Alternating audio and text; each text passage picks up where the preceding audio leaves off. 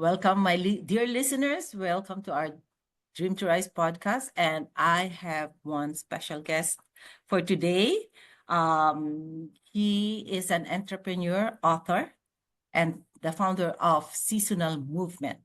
His journey with seasonal affective disorder and the winter blues led him to develop the Neuro-Seasonal Programming Method, a transformational approach that helps high-performing entrepreneurs and executives align their routines with seasonal shifts to optimize productivity, happiness, and well-being. His mission is to raise the vibration and frequency of humanity, positively influencing and transforming one mind at a time. And right now, he's focused on writing his book, refining his coaching program, and expanding his movement to inspire a global audience.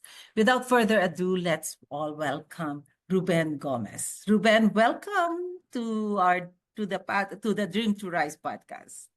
Thank you, Cynthia. Thank you so much. And thank you for everybody watching. Thank you for everybody for tuning in. I will do my best to inspire you and let you know who I am and why it's so important that we pursue our purpose and our dreams and see the bigger picture so that we can be sustained when it gets tough and basically improve the world one mind at a time. Definitely. That's our mission. That's our purpose in life, right? To help improve the world and spread positivity, spread love, spread compassion. So peace may prevail here on earth. Let's spread that. Let's create that ripple effect so this may spread around. No? Yeah, absolutely. Now that you touched on that, we are going through the Happiness Project here in Omaha, Nebraska, where I'm from. And that's the idea. We took a month, an entrepreneur friend of mine created this program. And every year we get together to do just that, to teach people in the school system how to be positive influence the kids, just to have positive notes throughout the school to, it's basically a little movement. There is a play going on in our local theater, and we're going to finish with a conference in a week where we're going to be basically showing people why it is important to take care of our well-being and how happiness spread around one action at a time. Right, beautiful. That's great. That's great. So, okay, let us start. I would just like to hear really your story, So, can you tell us something about yourself that brought you to where you are right now? Of course, Cynthia. Well, my name is Ruben Gomez. I am originally from Venezuela. If you know, Venezuela is basically around the Caribbean, northern South America, and we're very close to the equator. So I grew up in Venezuela and I moved to the Midwest when I was 20 years old. The first few years were great. I'm going to school. I end up finding the love of my life, marrying, staying in the Midwest. And it was about 5 years into it that I started struggling and I started to feel weird. And I remember very clearly it was wintertime. It was January in the Midwest. It was windy outside. It was cold. It was gray. And I will wake up every morning kind of late, like an ideal wake up time for me during the winter time might be 6, 7 a.m. But during that time of my life, I was struggling to get out of bed. And then I will do a little bit of work. Being an entrepreneur comes with responsibilities. You are your own boss, and you're the one who decides if you're going to show up to work or not. And during that time of my life, I would work for a few hours, and then the anxiety will pop out of my chest, the confusion, the worry, and I will stop. I couldn't keep moving. I will then spend all the afternoon in my house. I don't remember doing what, but I clearly remember just being in bed, rearranging furniture, thinking a lot. And then my wife will come from work, we will eat dinner, and then I will have a hard time going to bed. That happens for a few weeks until one night I tell my wife, I am struggling. This is what I'm feeling. I have never felt this way. And she looks at me and she say, "Oh, sweetie, you have the winter blues. You get them every single year." And I look at her and I didn't know anything about what the winter blues were. So I got a little offended. Now, what I want you to understand is that I moved from Venezuela. We only had one season. I grew up all my life in the summertime. I moved to the Midwest, and finally I get to experience 4 seasons. But nobody came to me and told me, "Hey, kid, this is what you are going to experience. Oh. This is what the changes that happen in the environment. It's not just the cold. There is lighting changes. There is social dynamics that change. There is neurochemicals in your body that are going to fluctuate. There's going to be a different timing as those neurochemicals arise. And by the way, this is how you can deal with it. This is a little bit of a blueprint that you can use so that you can be healthy, so that you can continue to thrive and pursue whatever it is that you're pursuing, your dream, your career, your family. Nobody told me anything. I was just experiencing it in complete ignorance. And for those that know what the winter blues are, then there is a subset that goes even deeper into that, which is seasonal affective disorder. It is a scientific name that has been given to people experiencing a disruption on their life because of the seasonal changes that happen around us. It's not only in the wintertime. Some individuals experience this in the summertime. Now, that's where the realization started to happen to me that the environment had an effect in the way that I think, the way that I feel, the way that I behave. And it was a journey of 5 years to look into research, to look into books, to talk to people, to discover things, to explore what is out there, that I realized that the key for my success, if I wanted to achieve all those big dreams that I had, in this specific time of the year, I needed to create a routine for this moment in my life.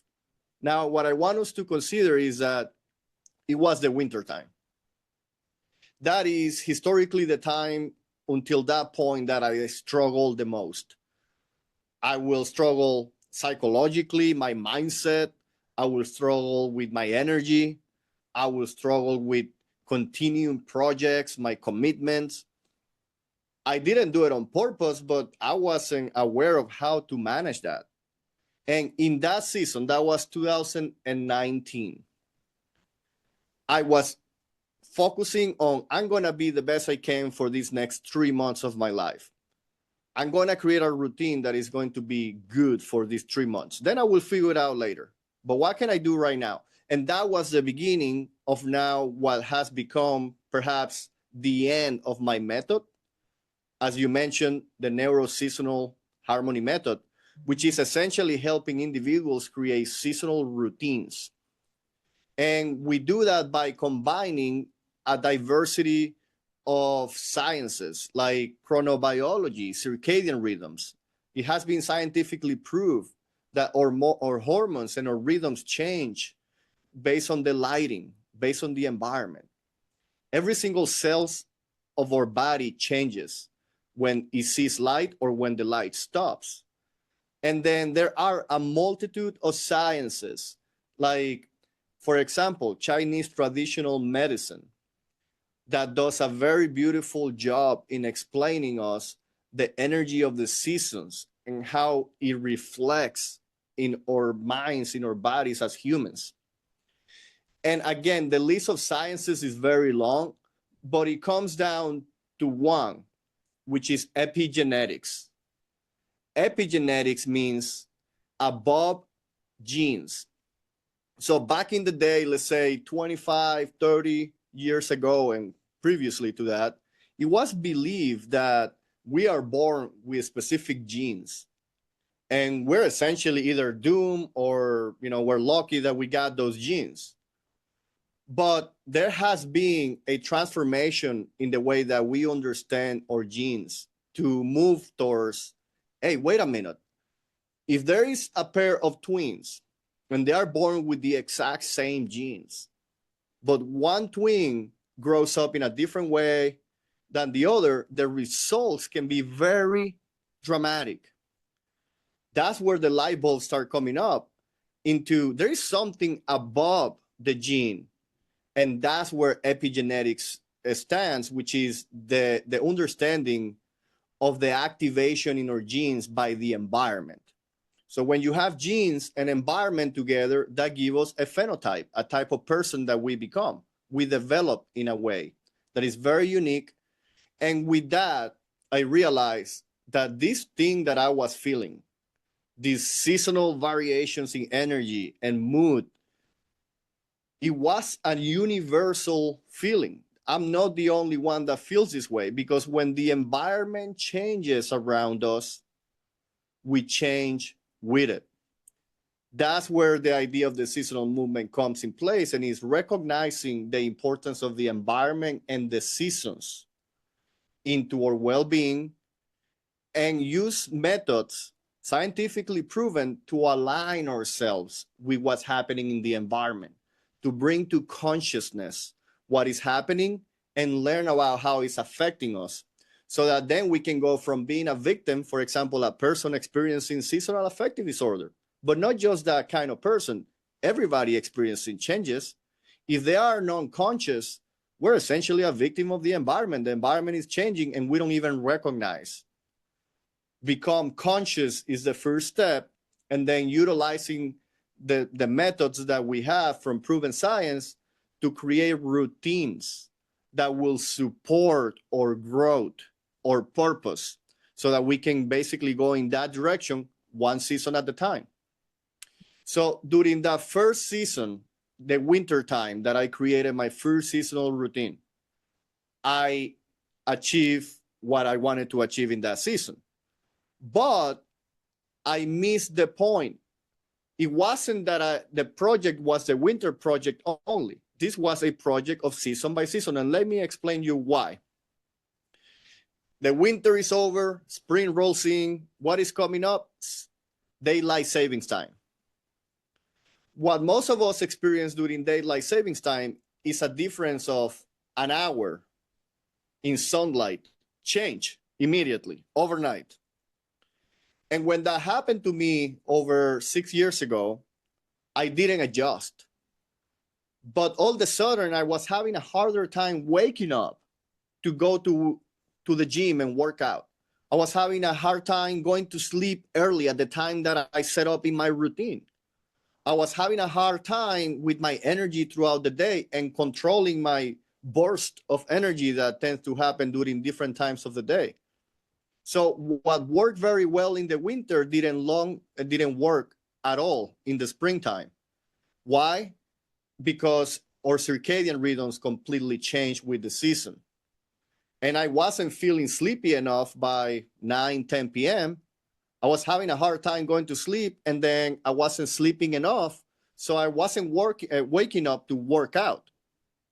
Now, what I want you to understand is that the first thing that happens through our mind is not to recognize everything that I just said and I know now, but when we are not aware that that's happening naturally, the first thing that we tend to think is, I'm not good enough.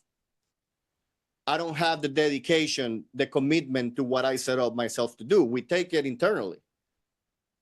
And all of a sudden, I stop working out. The domino effects start happening. You know, we know the importance of exercising. We know the importance of sleep. They were getting messed up already. And from there is just a race to the bottom. So what I know now is that there are cycles throughout the year that are repeatable, that are predictable, and we can plan for it. That's where the idea of the seasonal projects come in place. We adjust our routine to be in alignment with the environment, with the season, so that we can achieve our purpose every single season without getting stuck. Because that's what happens. That spring, things change around me. I didn't recognize them, and I got stuck. I got stuck for an amount of time. Sometimes we get stuck for a week. Sometimes we get stuck for a month. How long you get stuck there? Well, we tend to figure it out. After we are stuck for a while, The reason that we're talking today is because we naturally figure it out. But how much time did we lost during that process of figuring it out? Was it a month? Was a week of feeling bad, then a week of feeling miserable, then a week of regretting, and then a week of figuring out what we're going to do? That's a whole month. If you do that twice or 4 times a year, that is half of your life, just in a state that is not ideal for our development and following our purpose. So what we do is that we get ahead of it. And again, by being cyclical, we can predict this is what's coming our way. The changes on the environment where you live specifically are going to be this. Let's adjust your routine so that you can perform your best during this specific time of the year. And that's where the method comes in place. So you're telling us that the environment makes a big impact on how we think, how we project ourselves to other people. What can you say now? Because other people, they like winter, they like spring, they like fall, they like summer, and they get excited on those seasons. So when you mentioned, is it not only the change in our way of thinking? Is it could it be positive or could it be negative? Because most of the that you mentioned is mostly negative, but are there also changes in your body which are positive? Well, it's all about perception. So everybody's individual, everybody's perception is different and unique. Now, I can generalize and say most people, 80% of the people, might look down on the winter and might look high towards the spring and the summer. Like that is a generalization, and we can agree that, you know, most people will think that way. But there is a subset of people that absolutely hate the summer. They have biological responses that don't allow them to receive as much sunlight through their eyes. That there is people that have a hard time being still during the summertime because they get too hyperactive and they get in trouble. So the interesting thing here is that we can look at it as a bipolar disorder. Like, honestly, we all have just a very little amount of that. Like, we go down a little bit, we go high a little bit. The seasons that we do that will be dependent of our experiences. Let me give you an example. When the fall arrives, or the visual cues, like visually, the trees turn colors, that can be a very positive and enjoyable moment for somebody, and that can be a very negative environment for somebody else. Maybe that reminds them of a negative event in their life, and then they go, well, here we go. And by not knowing how to deal with that, again, we start getting stuck. Mm-hmm. So the season itself will depend on our perception and our experiences. But there is a biological reaction that happens in our non-conscious thinking, which is the largest part of our thinking. It happens at a non-conscious level that tends to make people think negatively of the winter time. There is survival mechanisms within our brain that are here for millennials, that are here to allow us to survive. They are not here to allow us to thrive. So again, from an evolutionary perspective, a lot of the responses that we have towards the winter are some of fear, some of hibernation, are some of, hey, let's stay indoors, let's not go outdoors as much. But now think about where we live. We live in 2025. We don't really desire that anymore. When you think about being successful, thriving, going for your purpose, most of us think about, okay, you know, I want to have a healthy routine. I want to exercise. I want to have a good social life, meaning, you know, spend time with the people I love and having a good sleeping routine. Again, there's a lot of contradictions with that, because a lot of the advice is being given out there right now. It's like, hey, you wake up by 5 in the morning, you're a go-getter, you're successful. That comes easier during certain times of the year compared with others.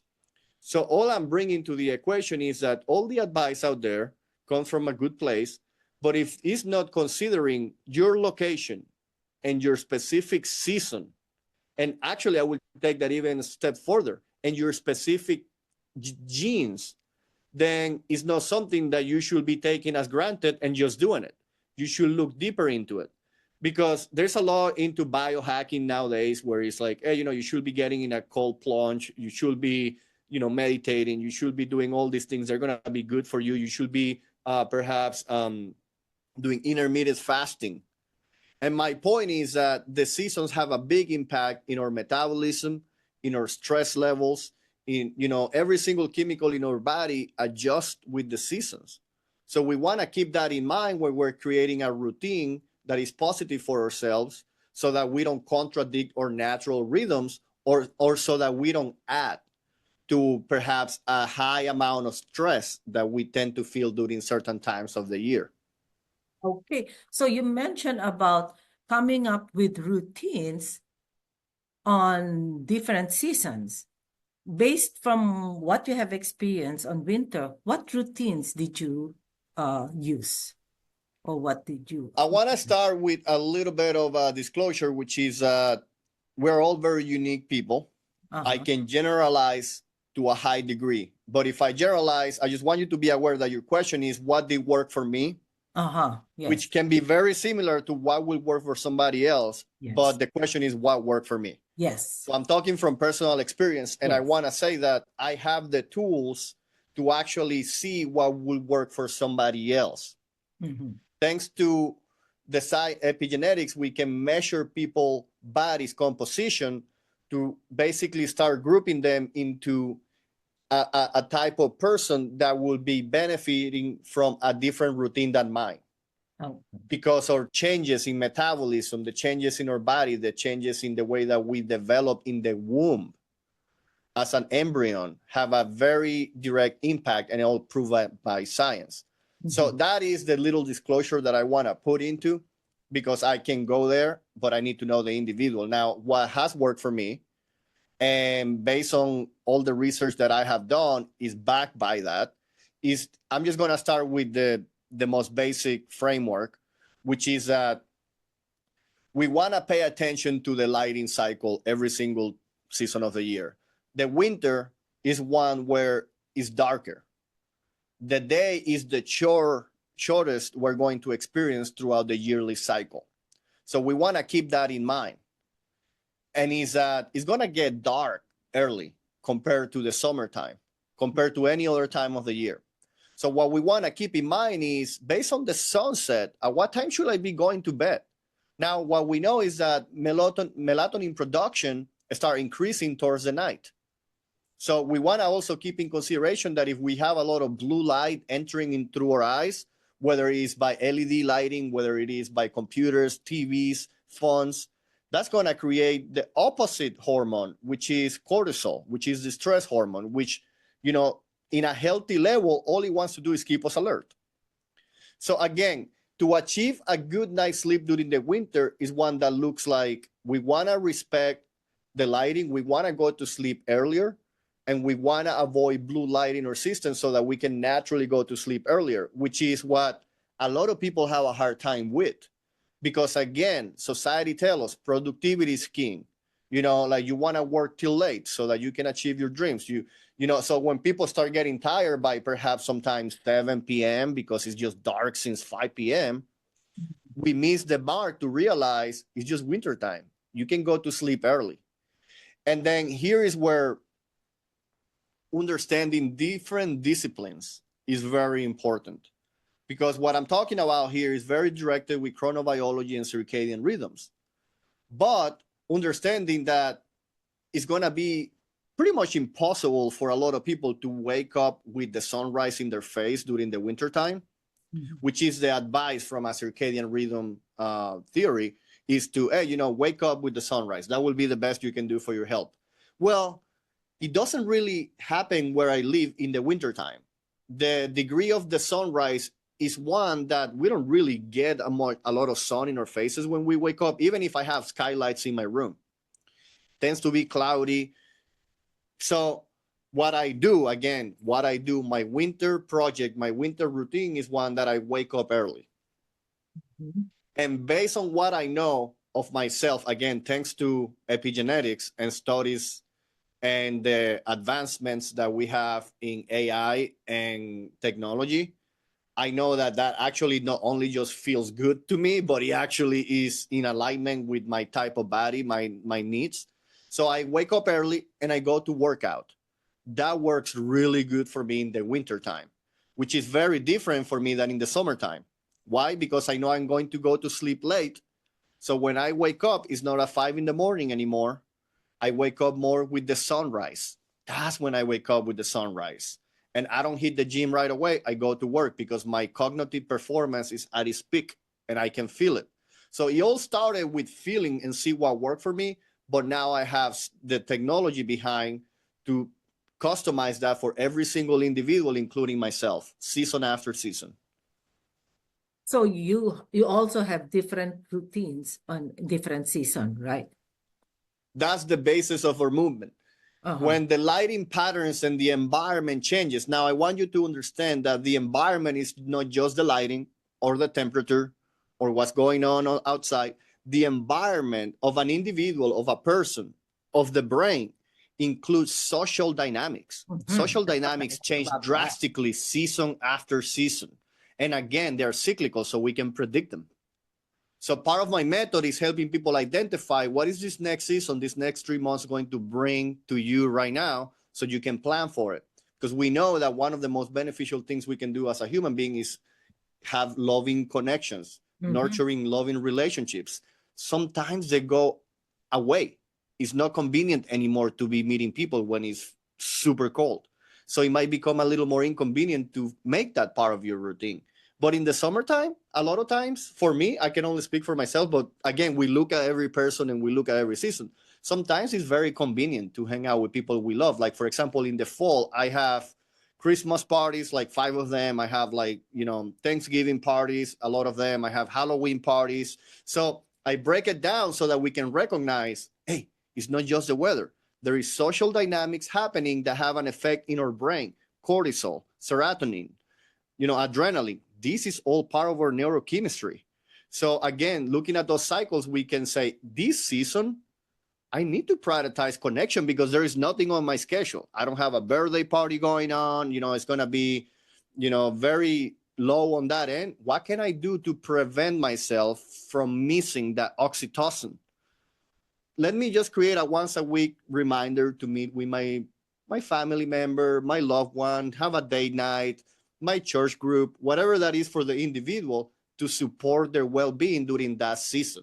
So again, it's not just the environment, it's the social dynamics, is or movement patterns or exercise patterns.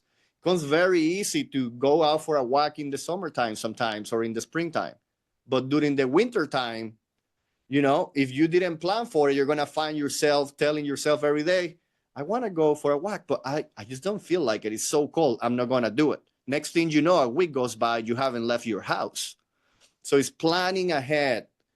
So does it make a difference, for example, if you have a friend who's me, I know it's cold, but I keep I keep working out so I could meet my friends. So do you think it's not pressure from friends, or is it, can you get influenced by the people you meet? Okay, come on, let's hang out and let's and work out together. Yes, so I'm going to answer that with two sides of the equation, which one of them is not pressure at all. It is creating the conditions to be successful at a behavior that we want to implement and commit to. If you are a type of person that benefits from social environments, then that works very good for you. But then that's the next angle I want to bring to the equation, which is that we are all different. Yes. And by looking into who you truly are, then that advice might look a little different. So for example, there's some people that the only way they're going to work out is by doing it with somebody they like. Like, there's a type of people that is identified that we can say, okay, hey, this is the best advice you can take, and it's like, find a workout body. But there is some people that doesn't really motivate them. Like, they actually are more motivated to go on and do it their own thing. It actually creates a stress to, be doing an exercise and having to talk to somebody. Like, they actually relax when they do the exercise, for example. So knowing the particular person is super important when we create the conditions for that person to be successful. Now, what doesn't change is the knowledge that we know, that we have, which is exercising is good for you. You should be doing it, again, depending on the person, whether it's every day or whether it is 3 times a week. Every person and the kind of exercise is different. So that is the approach, the most custom approach to, solidifying a behavior during a season. And then in general, we know exercise is good for you. So we want to create the conditions for that to happen. Okay. Another thing, because like I'm also a life coach, and what helps me get motivated is my purpose. So no matter what season it is, as long as I am focused on that direction towards my purpose, it doesn't matter. So what can you say about that? Well, absolutely. Our purpose is the one guiding principle. It's not that the seasons are going to change the direction of where we go. The seasons change the way we get to that end goal. And here are principles that will allow us to do that in the most efficient manner with the most effect. Let me put you an example. Every season has an energy. Every environmental changes creates activities that are very convenient to do during that specific time of the year, but that in a different season, they're actually impossible to do. Mm-hmm. So for example, playing basketball in the winter for me hit all the buckets. I meet people I love. I do a kind of exercise. I get to compete. During the winter time, I play basketball. But I'm very aware that playing basketball all year round is not going to get me, it's not even possible. Because in the summertime, I play baseball. In the summertime, I want to be outside.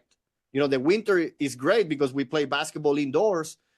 But in the summertime, I have an itch. I just want to be outside. So my exercises, my sports, my activities are different.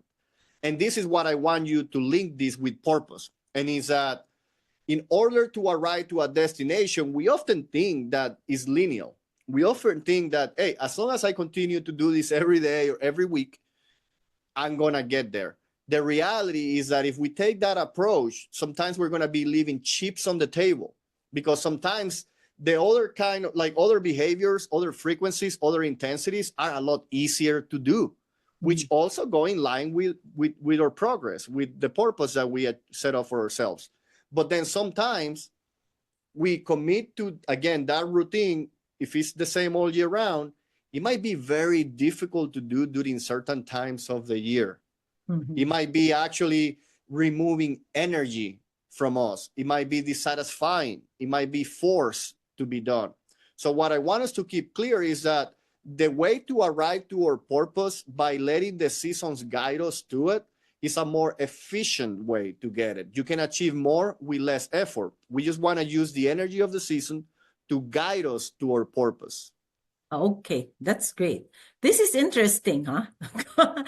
This is the first time I've encountered this. So, this is great. So, what do you think is your goal? What are your goals now, or main goal for the next 12 months? Well, the next 12 months, so right now we're launching our spring project. And for the next 12 months, my goals are to launch my seasonal projects one after the other and get better at every single area, one season after the next. I got 3-month commitments. The seasonal projects are every 3 months. And by the fall, I want to be launching my book, which will dive deep into in basically everything that we're talking about. So that will be a very strategic way to utilize the seasons to know that I want to arrive there with this specific goal, with this specific result. So I'm working on that right now, perhaps. And then again, having the winter project coming after the fall is just to have the biggest launch. Basically, every launch gets better, but the biggest impact, the biggest exponential growth that we want to have is during the winter time, because that's when we notice that people are out there looking for solutions. When you look into Google search about happiness, they peak in the fall, they peak right after the holidays. When you look into seasonal affective disorder, it follows the exact same pattern. So humans are looking for that answer during that time of the year. And I provide it all year round, but I know that the need is the biggest during the winter time of the year. Wow, interesting. I haven't noticed that. So it's during winter that you get to be more inquisitive, more curious about things. So you research on winter most of the time because you do the self-reflection. You're all by yourself, and that's what I see. When during winter, it's time for you to reflect what happened throughout the year, and then plan for next year. So probably, yeah, that's the main reason. You're saying it beautifully, and that is, again, knowing from Chinese traditional medicine and the yin yang, knowing through the yin yang, through the energy that we see throughout the year. I want you to picture the yin yang, and instead of having the curve going vertical, I want you to have it horizontal. At the beginning of the year, that's January, and at the end, that's December. That curve reflects the whole pattern from the seasons. Is the winter all the way back, summertime it peaks, and then fall starts to come down again. What happens is that it gets darker. We get more introspective, like you just mentioned, like what you just said, that's what happened, and that's natural. Like I said, I realize there's a universality to this. The nature, the trees throw their energy down to their roots. That's why they let the leaves go. The grass stops growing, is saving energy. Everything in nature pretty much slows down, and we have the same effect. Now, the issue comes with people not recognizing the value of that type of energy and being fearful, because it draws you into thinking, let me look at this year. Am I proud of my year? Am I leading towards my purpose, or am I not? And those are very scary moments when you know you're completely out of whack, when you completely wasted a year, perhaps. Yeah. And that's the nature of us, to go there. We have more time in our hands, and some people don't know what to do with that. If the environment is one that gets dark early, everybody's spending time indoors, there's more time to think. Some people don't want to go there. And again, the energy and the amount of time that we have available for that, that's what start making people questioning the direction they're going. And that can be used in a very positive manner. Again, we create seasonal routines, and what I want to plug into is the understanding of what are we going to be drawn this time of the year. Let's use that positively. So as you ask me a question, hey, where you want to be in 12 months? The reason I can answer that question is because during the winter time, I thought about it, I planned for it, I worked towards it. It's not like I'm just sitting there thinking all day. The type of work is a little different than in the summer. In the summer, you might see me on the streets, running, doing things, projects here and there. In the winter, I'm in the computer, perhaps. Hey, what is this 12-month project? What is this projection? Where do I want to go? Do I have the resources? It's a different type of work. And then again, what I told you earlier is that by getting into that energy, you achieve more with less, because you're working on your genius at that time of the year. Yes. So acknowledging that makes it effortless instead of fighting it. When you mentioned about look at the positive in every season. So I always think of, okay, winter is for self-reflection, evaluation. After winter is spring, right? Correct. So new life, new beginning. Start of applying what you have planned. Yes. And after that, summer, that's the time to connect with people, time to apply what you would like to achieve, do some action, and that's what I'm thinking. And then the fall is the time to, okay, again, reflect, but be thankful for what have you done throughout the year. That's what I always think about. Correct. And that's exactly right. When we talk about these generalizations of the seasons, we want to understand that's the energy of the season, whether we tap into it or not. That's just a positive way to utilize them. And what I also want to clarify is that there's not a cut and dry, oh, this is the change. It is a gradual movement. Yes. We call them seasons so we can identify the patterns and group them. But it's a gradual pattern that continues to happen. what is coming as the spring progresses is the following question. Because I know spring is about revival, it's about new stars, new beginnings. Like it absolutely is. But the question I have is, when do things start? Do they start in the winter or do they start in the spring? Mm-hmm. And let me put that in there. Think about it. I have a personal reflection, which is that things actually start in the winter. Mm-hmm. Like in the winter, you close the cycle. Like you go through that process of closing the cycle, and then you go through the process of starting the cycle. A farmer doesn't just show up in the spring and start throwing seeds. He first works on his machinery. He first works on his budget. He ordered the seeds. Mm-hmm. He's ready. So when the weather changes and things are ready to go, now he's going and planting. But he started his work in the winter time. Mm-hmm. So even though there is no like an outward expression of work, when you look at the farmer's grounds and you see, well, this is all dead, he's working on the background. So that when things start changing and you see, oh, look, he started to work. No, he started to work 2-3 months ago. So it is a constant flow. It's not like one day we wake up, oh, now I'm going to start this. That work happens when everything starts, which is in the winter time. Winter. And that's when planning happen. And planning is part of the process. Yes. Exactly. Oh, yeah. Like it. So what do you think would be the major roadblock for you to not achieve what your goals are? What would be your major roadblock that from achieving your goal? Yes. Consistency can be one of them. Me being so aware of the impact of the energies of the seasons, I acknowledge that it's very important to flow with them, change your activities, change your frequency, your intensity, your timing, but still keep commitment to the larger goal. And then before that, there is always something that we call fear. Mm-hmm. Fear is believing the worst case scenario and ignoring the best case scenario. Basically, just not starting a project or just cutting that project off can be led by fear. So having a mindset of positivity, being realistic, being able to plan, be able to execute, have attention to detail, have a good team chemistry within my team, that is very important, and that can be an obstacle that many of us entrepreneurs can face. Mm-hmm. Now, what I want you to think as well from a seasonal perspective is that I used to struggle with hyperactivity in the summertime. As soon as the weather starts shifting towards the spring and the summer, I will feel that revival. I will feel that energy, and I will start itching to go outside and do something.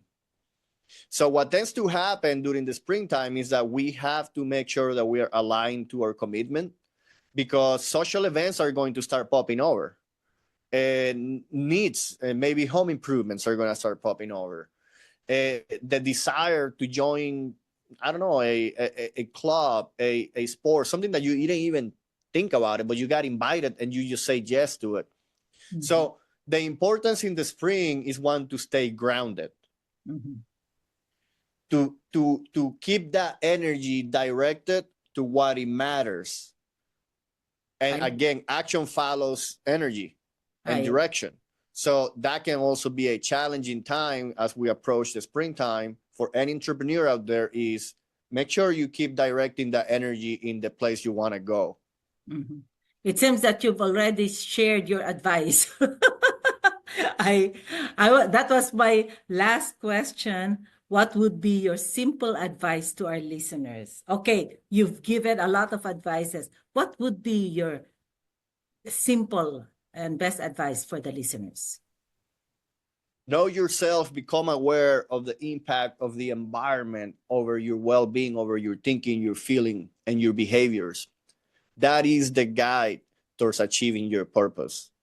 Become aware and improve your relationship season after season. Realize that every season brings opportunities and challenges that are very unique, and keep your direction towards your purpose. Use that energy for your favor, As you become aware, you're going to stop being a victim, because when we're not aware, we are moving with what is in front of us. So become conscious and find a way to use that seasonal energy for your purpose. Very good. Wonderful, wonderful. So how can our listeners get in touch with you? We have many ways to connect. We have our social media, the Seasonal Movement, Ruben Gomez, and we're going to provide you all these links. We have Instagram channels. If you want to get plugged into what we're doing, the school community is the best place to go. The Seasonal Movement inside www.school.com. That is where I'm pouring myself into it. That is where we have weekly Q&As. That's where you get to ask most of your questions. That's where you're going to find my signature method for free. I give that away so that you can start working and using that knowledge to create your seasonal routine. Okay, Then you have a chance to go deeper into the framework and do customized advice. Use the technology that we have licensed to measure your phenotypes. We go into what I was explaining earlier, understand your genetical information and how it's being expressed to create a routine tailored for this season for you. Mm-hmm. So there is ways to grow in there, but I will start at the school community. Again, what is the website?